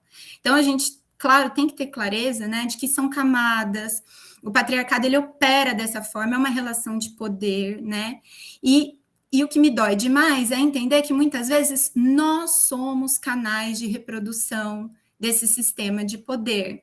Então, essa reflexão que eu queria dividir aqui, por ter esse espaço, né, de colocar, assim, da gente ter sempre isso no nosso horizonte. Então, quando o grupo se propõe a ouvir as mulheres que estão na rua, a entender quem está lá na clínica de aborto, que não é trazer a nossa visão, porque por mais que a gente enfrente questões, né, a gente ainda faz parte dessa estrutura, né? Os nossos privilégios nos colocam nessa estrutura, então a gente tem que tomar muito cuidado, de olhar e aí, que é isso que elas fazem muito bem, é dar voz para que outras camadas apareçam, quando a gente está fazendo isso dentro da academia, que é um lugar de privilégio, né? Então, enfim, de novo, agradeço por tudo isso, né? Porque vai mostrando o peso desse trabalho, né? Um peso no bom sentido, lógico, mas de um trabalho extremamente comprometido, né? E o como vocês vão registrando e tornando acessível, né? Todas essas questões que vocês se deparam nas pesquisas. Então, isso é muito legal. Então, se depois a Júlia puder falar um pouquinho da experiência dela, né? Na cartografia dessas narrativas, eu fiquei bastante curiosa. E aí, só para já, né, acho que o pessoal já está se engajando aí nas perguntas, não sei, só para fechar aqui, eu queria dividir com vocês um pouco de como esse assunto chegou para mim, porque não foi pela academia, né? Então, hoje eu estou conhecendo aqui um caminho na academia que eu tangencio pouco, assim. E isso, na verdade, acabou chegando para mim fora. E aí eu venho fazendo o esforço de trazer para dentro, né? Como professora e como pesquisadora. Então, assim, eu tenho buscado essa leitura, lógico, por ser mulher e por buscar ser contemporânea, né, ao meu próprio tempo, e isso que me marca bastante no grupo de pesquisa, né, do Observatório, que como esse esforço não é fácil, né? A professora Milena está aqui, também gosta de encarar um desafio novo, etc. Como não é fácil, dentro da pesquisa, você se propor a ser contemporâneo. Então, as meninas falaram isso, né? Não, esse tema é urgente, vamos encarar esse tema, vamos olhar para isso, né? E não é fácil, porque aí você não tem as referências. Onde estão as referências, né? Das mulheres, etc. Não estão. Então, as meninas falando, eu estou lembrando aqui da minha última aula, que eu compilei uma série de referências de projeto, e eu não coloquei uma mulher, sabe? Então, é isso, a gente está, né? É um enfrentamento diário dentro da gente mesmo. Então, é isso, eu venho tentado entrar em contato com essa discussão, e como aí, por fora, né, da universidade, isso acabou entrando na universidade para mim. Então, eu pesquiso habitação social, né, a luta pela terra, e tudo mais, e aí eu busquei um livro, né, da Silvia Federici, não sei se já foi discutido isso aqui, infelizmente não estou conseguindo acompanhar muito das palestras, mas o livro chama Reencantando o Mundo, Feminismo e a Política dos Comuns. Então, eu confesso que essa palavra comuns, né, me chamou a atenção, então, quando eu adquiri o livro, mas eu tive uma surpresa interessante, assim, então, lá no momento, quando ela vai dizer para ela o que ela está chamando de reencantar o mundo, ela fala que é a perspectiva de recuperar o poder de decidir coletivamente o nosso destino na Terra. E ela mostra, então, assim, né, todo o trabalho, é um livro sobre feminismo, né, você vê, e é um trabalho para mostrar como existe, né, nesse rolo compressor, um esforço muito grande de desterritorializar os povos, as mulheres, né, como ainda é uma fronteira de expansão do capital, e é por isso, e daí, nossa, é impressionante, cheguei na minha pesquisa, né, então a questão da terra tá por trás disso tudo, aparece nas pesquisas, né, esse deslocamento da Covid é uma questão da terra, né, onde as mulheres estão, onde as mulheres pobres estão, das mulheres moradoras de rua, né, que a própria existência é uma resistência, né? E tudo mais. Então, me chamou muita atenção disso. E aí, eu acho que é isso, né? O que elas fazem e o que eu venho buscando fazer com Passo de Formiga é me deixando permear por essas coisas e trazer isso para dentro da universidade, né? E uma outra chave de leitura, assim, que me toca muito, e aí, né, falando do meu lugar de fala, né, da mulher branca, da universidade e tudo mais, são as músicas da Bia Ferreira. Não sei se vocês conhecem também. Mas ela tem uma música que foi a primeira facada no estômago que eu recebi, porque é claro que eu sempre me posicionei como, né, uma mulher feminista de esquerda e isso e aquilo, mas como às vezes essas coisas ficam distantes do nosso olhar, né, e ela tem uma música que chama De Dentro do AP, e que eu até deixei a música, enfim, aberta aqui, para falar rapidamente, né? Ela fala assim: de dentro do AP, ar-condicionado, MacBook, você vai dizer que é de esquerda, feminista, defende as mulheres, posta lá que é vadia, que pode chamar de puta, sua fala nem condiz com a sua conduta. Vai para o rolê com o carro que ganhou do pai, para você ver, não sabe o que é trabalho, e quer ir lá dizer que entende sobre luta de classe, eu só sugiro que você se abaixe, porque meu tiro é certo e vai chegar direto na sua hipocrisia. O papo é reto e eu vou te perguntar. Você me responde se você aguentar. Guria, quantas vezes você correu atrás de um busão para não perder uma entrevista? Chegou lá e ouviu não insista, a vaga já foi preenchida, viu? É que você não se encaixa no nosso perfil. Quantas vezes você saiu do seu apartamento e chegou no térreo com um prato de alimento para a tia que estava trampando no sinal, para sustentar os 4 filhos que já estão passando mal de fome? Quando foi que você parou para perguntar o nome e para falar sobre o seu ativismo? Quando foi que você pisou numa favela para falar sobre o seu feminismo? Sempre deixando para amanhã, há 1000 anos que vocês estão queimando o sutiã. Quando eu ouvi a primeira vez essa música, foi uma facada no meu estômago e, de fato, ela mudou o meu olhar. Ela mudou o meu olhar para a mulher que fica no semáforo, sim, para as indígenas que ficam na porta do Musamar pedindo para comprar banana, enfim, para tantas outras situações, né? E escancarou uma série de coisas para mim. Então, só queria dividir isso com vocês, porque a gente está no espaço aqui da academia. As meninas mostraram muitos trabalhos, mas trabalhos que se deixam permear, né, por essas coisas, que se abrem para ouvir a luta feminista que está na ponta, e eu achei isso muito importante. Eu acho que era só isso que eu queria dividir com vocês, e agora eu vou abrir para as perguntas. Se alguém do Cacau quiser também me orientar, mas eu vejo que já tem uma pergunta do Tiago, por enquanto parece que é a única, é isso, Cacau? É isso. Parece que o Thiago perguntou se podia abrir para fala. Pode também, ou pode mandar só no chat, né? Eu acho que a gente pode abrir, né, para ele, e depois a Natália Ranga, Topete, quer fazer também um recadinho. Oi, então, bom dia. Vocês me ouvem bem? Primeiramente, parabenizar, assim, achei incrível a apresentação e a publicação do livro, eu até baixei aqui já, super bem apresentado, eu vou estudar o material. E daí, assim, eu coloquei parte da pergunta no chat, mas antes eu queria fazer um preâmbulo, assim, bem rápido, sobre essa questão da participação dos homens nesses debates, né? Eu ia dar um exemplo e vou dar um segundo em cima do que a Tamini falou. Primeiro exemplo, semana passada teve a abertura do Abril Indígena na UEL. Eu fui no evento, tinha, sei lá, umas 60, 70 pessoas e devia de ter uns 4, 5 homens. O restante do público não era só de indígenas, tinham muitas mulheres ali. Então, fiquei me perguntando, onde é que estão esses homens? Eles não estão se interessando pela causa indígena? Porque eu acho que para você se interessar pela causa indígena, você não precisa ser indígena, né? E, assim, me incomodou eu ver que eu era um dos poucos homens ali. E aí um segundo exemplo, em cima do que a Tamini falou, né? A gente participou de uma atividade na periferia, no domingo, né? Pessoal de luta por moradia. Só tinha mulheres ali.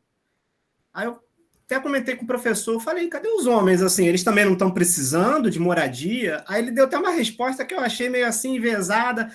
Não, o homem é feito leão, ele fica ali só observando as leoas que vão.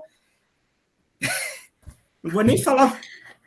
Aí eu fiquei assim, tá, eles ficam só ali na boa e as mulheres que vão lutar. Aí depois que conseguir, eles vão e tal. Até, não vou nem expor o nome, né? Mas fiquei muito incomodado com essa resposta que mostra assim, uma mentalidade, né? Então, assim, objetivamente, aí já parte para o que estava a minha pergunta no chat, assim, como é que vocês veem essa ausência, assim, né? É claro que existe essa questão do lugar de fala, mas, assim, o meu entendimento é importante os homens participarem, verem o que está sendo debatido, aprender, ver como pode colaborar. E, sei lá, tem mais de 100 pessoas aqui nessa apresentação agora. Quantos homens será que estão aqui? Eu vi poucos aqui na câmera aberta, vi 1, 2. Então, assim, a minha pergunta era nesse sentido. O pessoal do curso, eu entendi que parte de vocês ainda estão na graduação e tal, mas, assim, os rapazes do curso, eles não participam, você falam disso com eles não demonstram interesse. Eu queria saber de vocês como vocês entendem essa ausência, porque, por exemplo, eu falo na posição de homem hétero, apesar de ser pardo, minha avó era negra e tal, mas, assim, eu não estou, como até a Tamiri falou também, assim, eu tenho esse recorte, né? Mas eu entendo que a luta é de todos, todas e todes. Então, eu queria saber um pouquinho de vocês, assim, como vocês entendem essa ausência e se vocês conversam isso com os rapazes do curso e tal, para eles participarem mais, se engajarem. Minha pergunta era nesse sentido. E, mais uma vez, parabéns aí pela apresentação de vocês.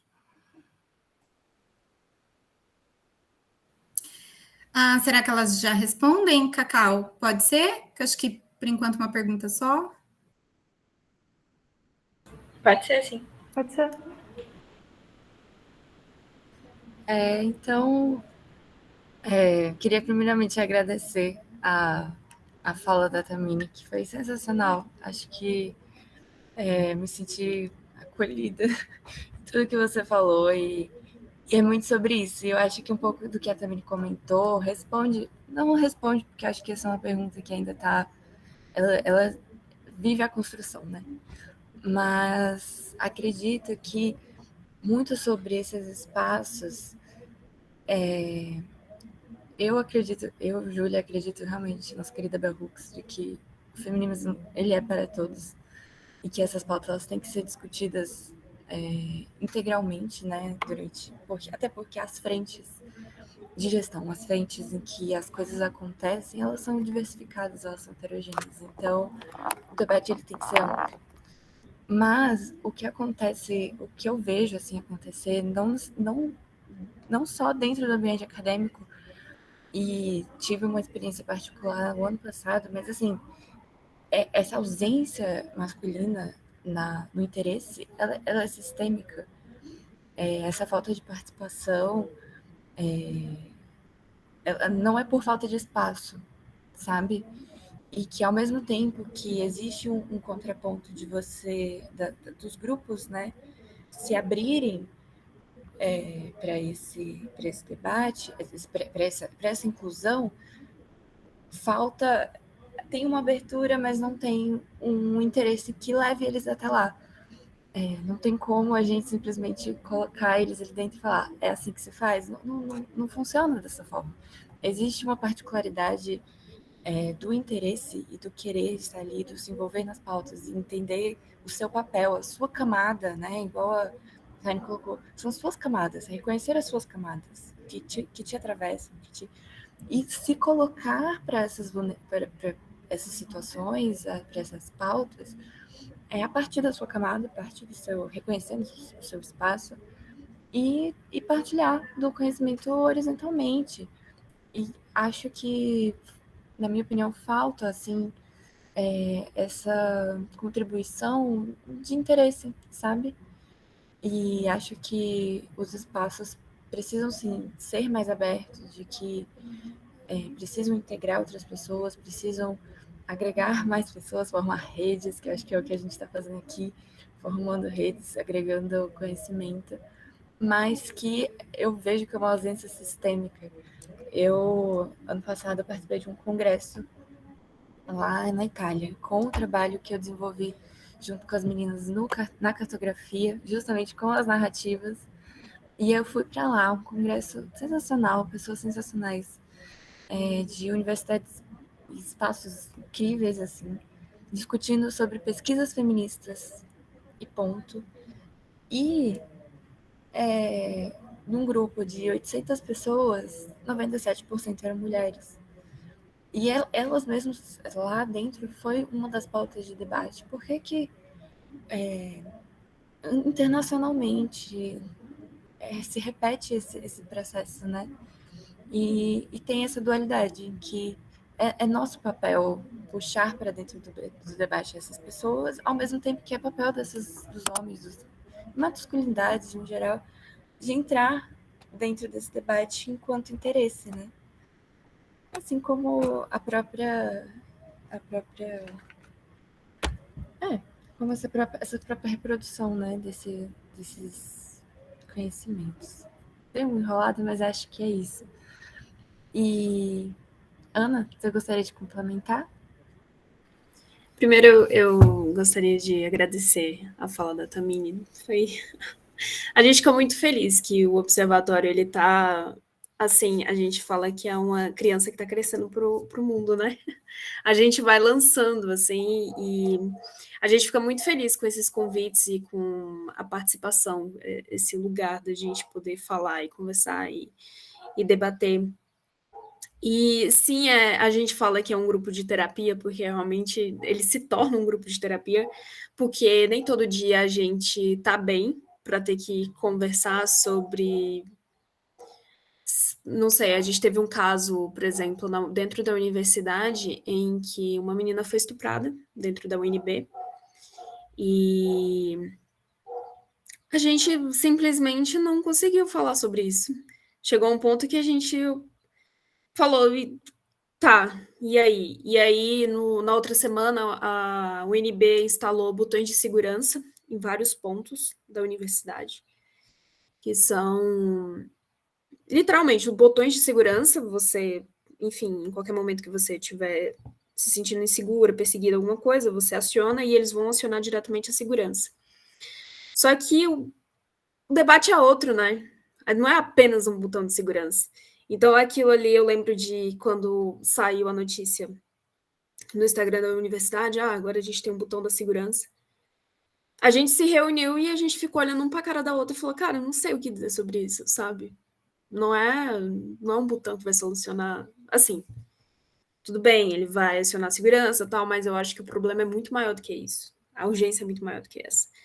Então, esse grupo de terapia, ele funciona para... Às vezes a gente não tá bem, a gente não fala sobre nada. A gente, às vezes, tem reunião que a gente marca para falar sobre uma coisa, chega lá, todo mundo começa a falar outras coisas nada a ver, e todo mundo fala, mas eu não tô bem, eu não sei o quê. E o nosso grupo, ele é muito diversificado, assim. A gente tem a Nádia mesmo, que fez o trabalho das refugiadas urbanas, a Nádia é mãe.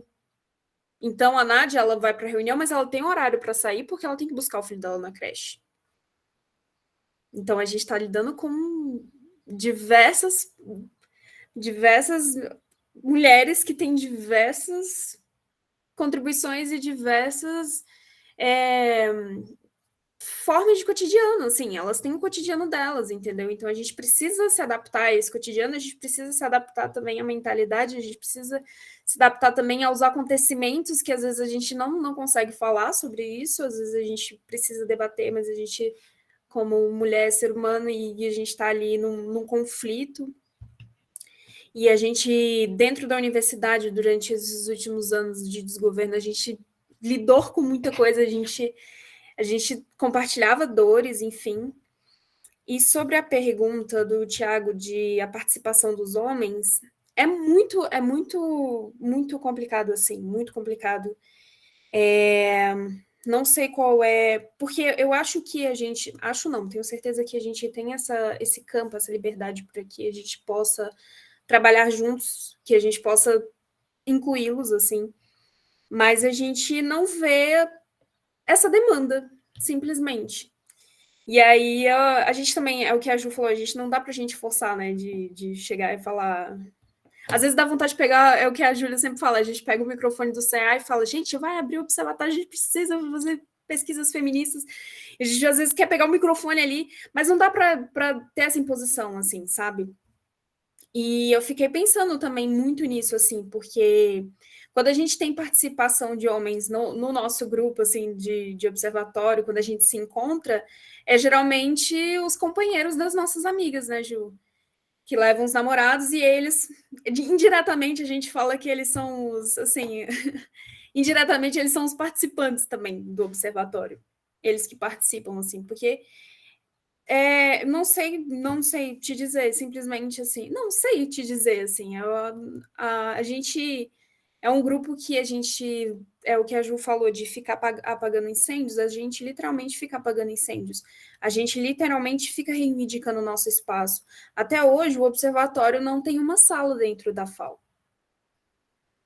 né? E é um grupo de pesquisa e a gente não tem esse espaço físico. É uma luta que a gente até fala que qualquer dia a gente vai arrombar uma porta lá e vai botar e falar que é um observatório aqui. É porque a gente não tem, sabe? É difícil assim. E aí você pode perguntar, mas por que vocês não têm? Burocracias, mas por que é burocrático pra gente, sabe? E o observatório é o que a gente. Tanto tempo que tem, assim, sabe? E ocupa. a gente fala que qualquer dia a gente vai arrombar uma porta lá e vai falar aqui é a sala do observatório, entendeu? A gente foi para o último congresso, a gente comprou até uma plaquinha que a gente já comprou a plaquinha para colocar na frente da nossa sala do observatório. Então é isso, os homens que estão, eles estão indiretamente, eles não são do curso, eles são parceiros da gente que acompanham a gente e eles participam, sabe? Mas falta isso, eu acho que falta uma dinâmica, falta uma conscientização maior também, assim. E não é também falta de conhecimento, assim. A FAO inteira sabe os programas. É o que a gente tem outras empresas júniores, por exemplo, dentro da FAO. Por que a gente tem conhecimento? Tipo assim, tem muita gente para demanda de empresa júnior dentro da FAO, mas a gente não tem essa demanda para o campo do observatório, né? Então, é isso. É uma coisa que realmente o não saber te responder de uma forma assim precisa, assim, por quê? É isso, simplesmente não vem a demanda e a gente vai trabalhando com o que a gente tem com a demanda que vem, né, pra gente. Eu acho que a gente já está caminhando para o fim, né? Só queria registrar. Muito obrigada, né, pela equipe do Cacau, que Sim. eu achei assim sensacional e todo mundo com quem eu conversei, mostrei a proposta, achou sensacional vocês terem se mobilizado e feito essa semana especial. Dentro do circuito acadêmico, vocês não, tipo assim, vocês não fizeram uma coisa separada, entendeu? Um evento separado para isso, vocês inseriram ali dentro e isso é muito importante, muito sensacional. E dentro dessa construção coletiva, acho que vocês têm que levar essa experiência para outros espaços, porque registrar e levar mesmo, assim, porque é assim que a gente faz as coisas, sabe? É com boas práticas e com boas pessoas do nosso lado, construindo a partir de boas referências, como foi essa semana, né? Que como está sendo nessas oficinas. Eu queria agradecer muito o convite. Muito obrigada por receber a gente nessas nossas linhas errâncias e queria muito deixar esse agradecimento muito bem explícito. Desculpa pelo atraso hoje, gente, foi realmente não consegui contornar, mas o convite foi incrível, a mediação foi incrível, eu acho que estamos abertas, acho não, tenho certeza, estamos abertas a qualquer contato que vocês precisarem futuramente e convido a todos a seguirem a gente lá nas redes sociais e tal, para a gente continuar esse contato, essa rede massa que a gente já iniciou, né? Se precisarem de qualquer coisa, qualquer referência também, E o ISU, a Maribel tem vários trabalhos lá. Assim que a gente descobrir como é que contorna essa história, a gente compartilha com vocês esses trabalhos também na íntegra.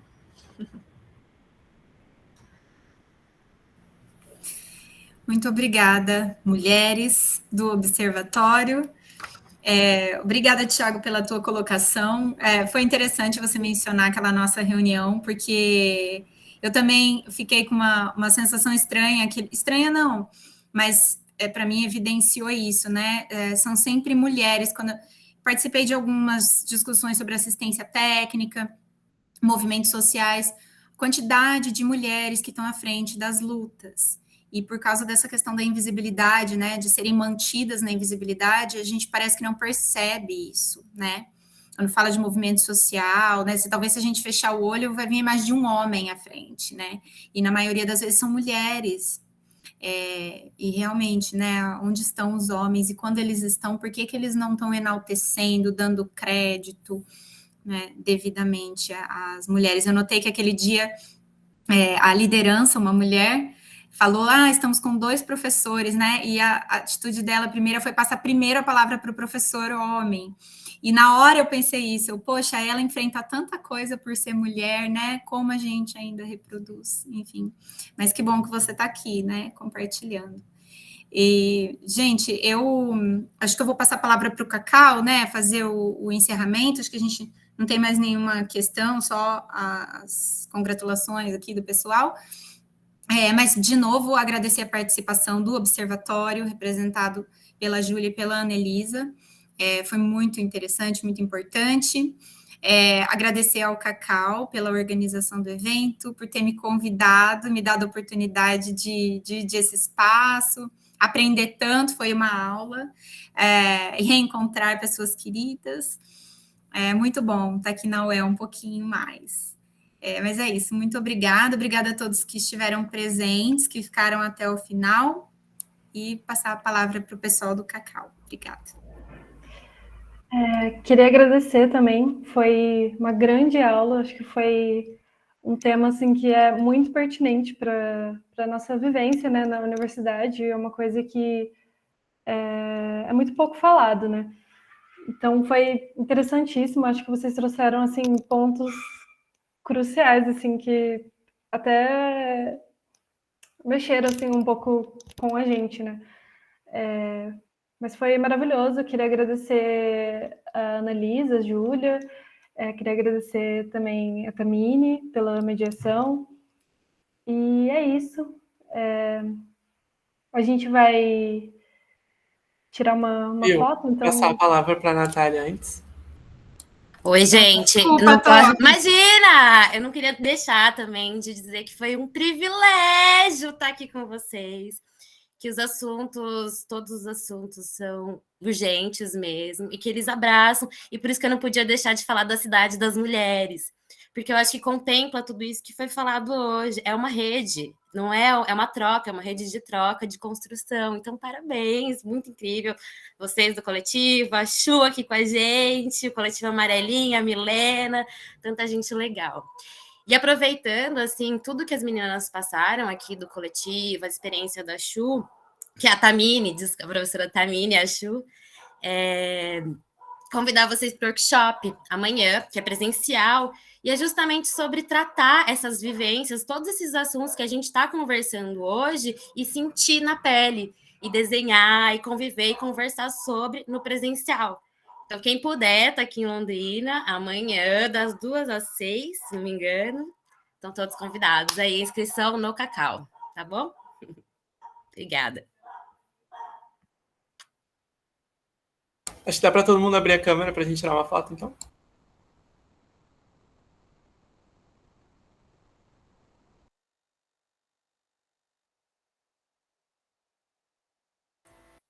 Desculpa, gente, eu tive que dar uma saidinha, tá? Mas obrigada pela manhã. Cadê a Anelisa? A Júlia? Obrigada. Mais uma manhã muito legal. Acho que a gente tem muito que refletir aqui no curso de arquitetura. como eu estou meio acampada aqui na casa da minha mãe, minha sobrinha estava ouvindo também, ela parou de fazer as coisas dela para ouvir a discussão. E ela falou assim, nossa, que legal, ela é do design, né? Aí ela começou a fazer um monte de perguntas, né, que realmente... Aí eu fui contando algumas histórias, e que o curso mesmo de arquitetura, e principalmente acho que a área de planejamento urbano, a área de urbanismo, a Tamini está aí, a Chu está aí, né, a gente sempre teve uma certa hegemonia, né, Tamini, dos professores, né, e realmente a gente foi cavando aos poucos esse espaço. Então, acho que hoje a gente pode falar que realmente a área de planejamento e de urbanismo da UEL, a gente tem conseguido, é um trabalho de formiguinha mesmo, né? Já sofri muito, mas a gente está conseguindo cavar uns espaços, né? Um dia, não vou falar aqui gravado, mas um dia eu conto para vocês, né, na sala de aula, tudo que a gente já passou, né, Tamini? Tá bom? E obrigada, Júlia, e Annelise está aí? Achei perfeito o coletivo, gente. Esse espaço de acolhimento. Já fui até num seminário, acho que do programa, a primeira pergunta que fizeram para mim foi isso, por que você só orienta mulheres? Podia perguntar qualquer coisa da pesquisa, né? Mas sabe aquilo lá travou. Eu não sei, sabe quando você fica sem resposta? Eu acho que né, é essa discussão que está no nosso cotidiano e que a gente realmente precisa começar a expor. Obrigada, meninas. Mulheres, né, Tamini? Vamos lá. Muito obrigado, gente. Boa tarde para todo mundo agora. Bom almoço. A gente se vê às 2 com a discussão, a mesa de conversa com os mestrandos do PPU, o UEM, para trazer as teses deles. Vai ser muito bom, gente. Não percam. E com a professora Milena. Obrigada, Paulo. Tchau, tchau, gente. Até a tarde. Valeu, tchau, pessoal. A gente